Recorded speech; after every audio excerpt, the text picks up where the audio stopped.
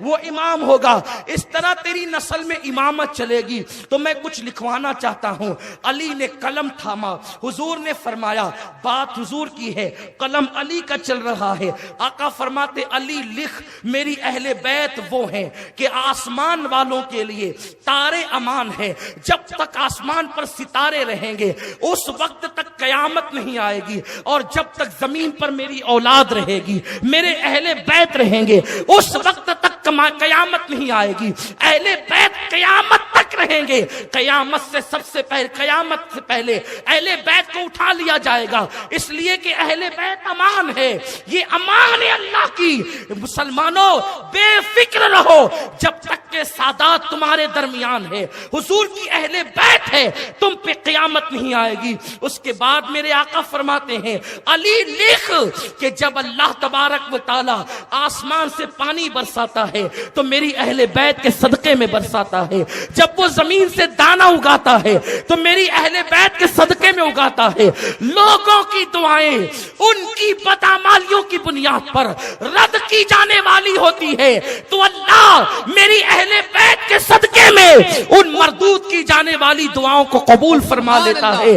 آقا ارشاد فرماتے ہیں علی میری اولاد وہ ہے، میری آل وہ ہے کہ اللہ اکبر، اللہ نے ان کی محبت کے صدقے لوگوں پر جہنم کی آگ کو حرام فرما دیا ہے۔ اس کے بعد حضرت سیدنا امام جعفر صادق فرماتے ہیں کہ ایک رسی ہے جو آسمان سے زمین کی طرف لٹکی ہوئی ہے، اگر تم اس کو پکڑ لو گے تو تم گمراہ نہیں ہو سکتے، تم گمراہی کے دلدل میں نہیں جا سکتے۔ آقا کریم کے اس شہزادے نے کہا کہ اس رسی کو پکڑ لو۔ لوگوں نے سوال کیا وہ رسی کیا ہے؟ فرمایا نحنو، ہم وہ رسی ہے، ہم اہل بیت وہ رسی ہے۔ میرے آقا صلی اللہ علیہ وسلم کے دیوانوں، اس لیے آقا کریم صلی اللہ علیہ وسلم فرماتے ہیں تم اپنی اولاد کو 3 باتیں سکھاؤ، تم اپنی اولاد کو 3 چیزیں سکھاؤ، اپنے نبی کی محبت، نبی کی اہل بیت کی محبت اور تلاوت قرآن۔ ان 3 چیزوں کو تم پہلے اپنی اولاد کو سکھاؤ۔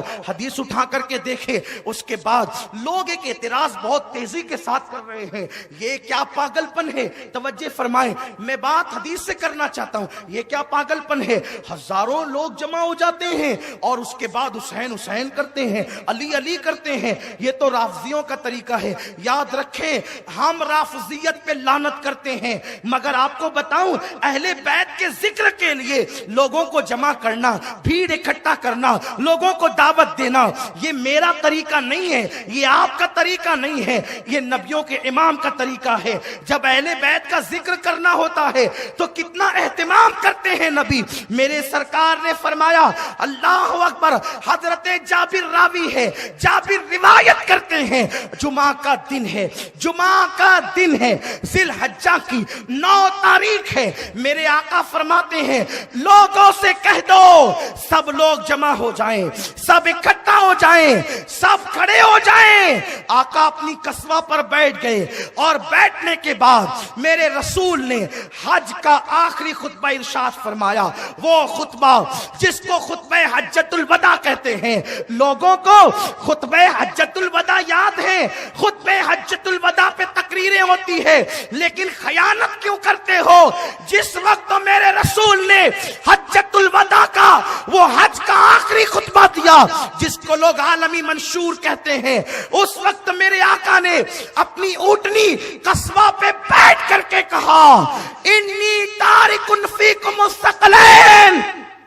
حضور کے خطبے کے الفاظ ہے انی تارک فیکم الثقلین، لوگو میں تم میں 2 بھاری چیزیں چھوڑ کر کے جا رہا ہوں، اب میرا بلاوا آ گیا، اب میں دنیا سے کوچ کرنے والا ہوں، دنیا سے پردہ کرنے والا ہوں، اب یہ چہرہ تم نہیں دیکھو گے، یہ چہرہ تمہیں نہیں دکھے گا، میرے پیچھے جو نمازیں پڑھتے تھے اب نہیں، بلکہ آئندہ سال حج میں تمہیں نہیں ملوں گا، لیکن میں جا رہا ہوں 2 چیزیں چھوڑ کر۔ بات حدیث کی ہے، ہم پوائنٹ ٹو پوائنٹ حدیث قرآن کی بات کرنا چاہتے ہیں، مالیگاؤں کی عوام کی آنکھیں کھولنا چاہتے ہیں۔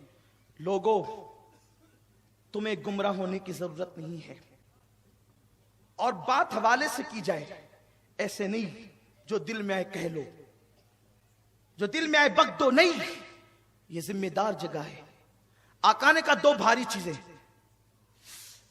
ثقل کہتے ہیں جو چیز اتنی وزنی ہو، اتنی بھاری ہو کہ اس کا مقابل کوئی دوسری چیز نہ ہو سکے، اس کو ثقل کہتے ہیں۔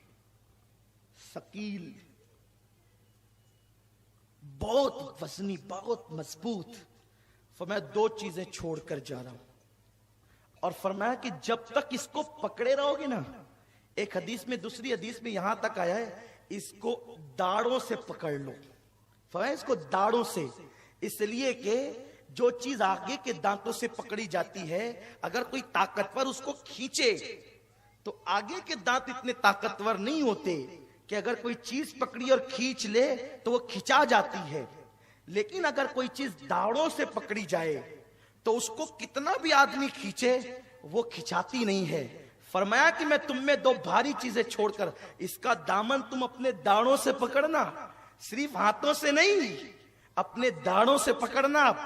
اس لیے کہ آقا فرماتے داڑوں سے اس لیے پکڑنا کہ کچھ قذاب آ کر کے وہ چھیننے کی کوشش بھی کریں گے، تم سے لینے کی کوشش بھی کریں گے، اور چونکہ میں چھوڑ کر کے جا رہا ہوں دو چیزیں، انی تارک فیکم الثقلین، دو چیزیں چھوڑ کر کے جا رہا ہوں، چونکہ دین جو ہے وہ اللہ کی طرف سے ہے اور رسول اللہ کے ہاتھوں سے ہے، تو حضور نے دو چیزیں چھوڑی، دو چیزیں۔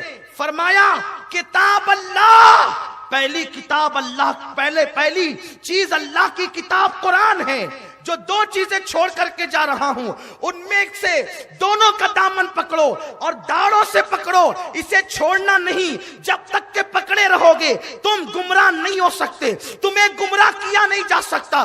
اسی پہ گفتگو ختم ہونے والی ہے۔ نوجوانوں دل کے کانوں سے اب اس بات کو تم داڑوں سے پکڑ لو، دل میں اتار لو۔ آقا نے گارنٹی دی جب تک کہ ان دو چیزوں کا دامن تم مضبوطی سے پکڑو گے تمہیں گمراہ نہیں کیا جا سکے گا، کوئی تمہیں گمراہ نہیں کرے گا۔ پہلی چیز کتاب اللہ، اللہ کی کتاب قرآن کو مضبوطی سے تھام لو، تم گمراہ نہیں ہو سکتے۔ قرآن کو مضبوطی سے پکڑ لو، تم گمراہ نہیں ہو سکتے۔ پہلی چیز تو کتاب اللہ فرمائی، اللہ کی کتاب، کتاب اللہ دے دیا کیونکہ وہ اللہ کا تحفہ ہے، اللہ کی طرف سے ہے۔ اور پھر فرمایا وَإِطْرَتِي أَهْلُ بَيْتِي، اور میری اولاد، میری اہل بیت، اس کا دامن بھی پکڑ لینا۔